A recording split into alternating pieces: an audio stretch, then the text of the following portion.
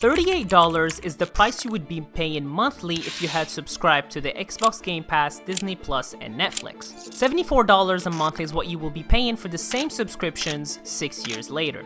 So what happened? Streaming was still finding its identity. Netflix was the king, but it didn't own most of the movies or shows that you watched. Studios like Disney, Warner Bros, and NBC were still licensing their content to Netflix because it was easy money. But then Disney said, wait, why are we letting Netflix profit off of Marvel and Star Wars when we could just make our own service? And boom, Disney Plus was born. Warner did the same thing with HBO Max, NBC with Peacock, Paramount with Paramount Plus, and suddenly the market went from a handful of options to an overwhelming flood. And to stand out, every company had to produce their own exclusive content. That meant billions poured into new shows, spin-offs, and movies. Think about it, Amazon spent $1 billion just to make Lord of the Rings of Power. That's not marketing, that's just the production budget for one series. All the costs eventually come back to us in the form of higher prices. What started as cheap alternative became an arms race where the viewer funds the war. When streaming first took off, investors did not care if companies lost money. The only thing that mattered was growth. Netflix bragged about adding millions of new subscribers every quarter, even if it meant burning through cash like a bonfire. But in around 2022 to 2023, growth slowed. Everyone who wanted Netflix already had Netflix, and Wall Street started asking the hard questions. Okay, you've got 250 million subscribers now, but when do we start seeing cash and seeing profit? That's when the price hikes came. Streaming went from a growth for all costs to profit at all costs. Netflix, Disney, and others realized they couldn't keep running deficits forever. Investors were no longer satisfied with buzz and subscribers, they wanted cold, hard cash. So instead of luring us with low prices, companies flipped the switch. Once they had us hooked, they raised rates year after year. Streamers' original promise was simple: watch what you want, when you want, without ads. Remember the old Netflix slogan, "See what's next"? It sounded like freedom compared to cable, but here's the twist. Streaming didn't kill ads, it just pressed pause. By the early 2020s, Netflix, Disney Plus, and even Amazon Prime all rolled out cheaper ad-supported plans. Why? Because advertising makes huge amounts of money. Now it looks a lot like cable again. You pay more to skip ads, or you pay less but sit through commercials. It's ironic, streaming was supposed to be the escape from the old TV model, but now it feels like we've come full circle. Some people even joke that they're paying more now for less convenience, juggling logins, deciding what to watch, and getting ads shoved in their faces yet again. Video games were not part of the streaming discussion beforehand. You bought your games outright, maybe waited for a sale, but then Xbox launched the Game Pass and flipped the script. Suddenly, for $10 to $15 a month, you had hundreds of games, including new releases at your fingertips. People called it the Netflix of gaming, and for a while it was the best deal in entertainment. But then reality set in. Big games cost hundreds of millions of dollars to develop, sometimes even more than blockbuster movies. Putting them on Game Pass from day one meant Microsoft was eating those costs. At first, that was fine. It helped them dominate the conversation and grow their user base. But like with Netflix, the honeymoon ended. The price of Game Pass Ultimate crept up. First to $17, then to $20, and now $30 a month. That's double the price in just 6 years.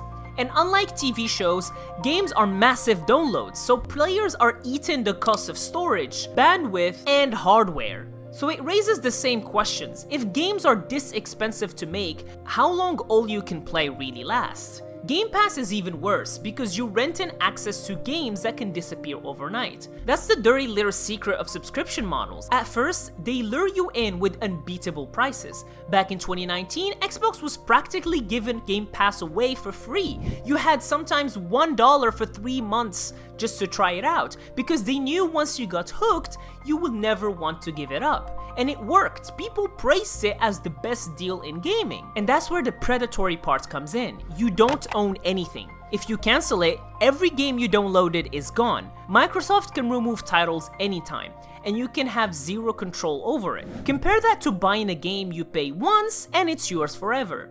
Even 10 years later, you can pop it and play, but with Game Pass, you're on Microsoft's timeline and not yours. And think about this, a $30 a month Game Pass Ultimate now costs $360 a year. That's basically 5 or 6 full-price games annually, except you never owned them. 3 years of Game Pass, that's over $1,000. That's money you could literally use to build a library for life. And when people ask for the Xbox 360 days, they were not talking about the price, but the experiences, Microsoft. And yet, this isn't just about Xbox, this is the future of entertainment in general. Netflix, Disney, Spotify, PlayStation Plus, EA Play. Everyone wants you subscribed because it's predictable, profitable, and it gives them control. The scary part is that if this trend continues, actual game ownership could vanish. Physical copies are already disappearing. Digital purchases might eventually get funneled into premium subscription tiers, and at that point, gamers don't own games anymore, they just rent them. We rent our childhood, our nostalgia, and even our free time. So what can we learn from all of this? Subscriptions aren't evil in themselves, but they are designed to grow more expensive over time. They are not deals, they're ecosystems. And the more you rely on them, the more power these companies have to decide how, when, and at what price you get to play. So next time you see a subscription service launch at a too good to be true price, remember this moment. Remember how $15 Game Pass doubled in 2025. Because the truth is, they're not selling you games, they're selling you the illusion of ownership. And as history shows us, once they've got you hooked, the prices only go up and up and up. And this is why we've been seeing a new wave of piracy.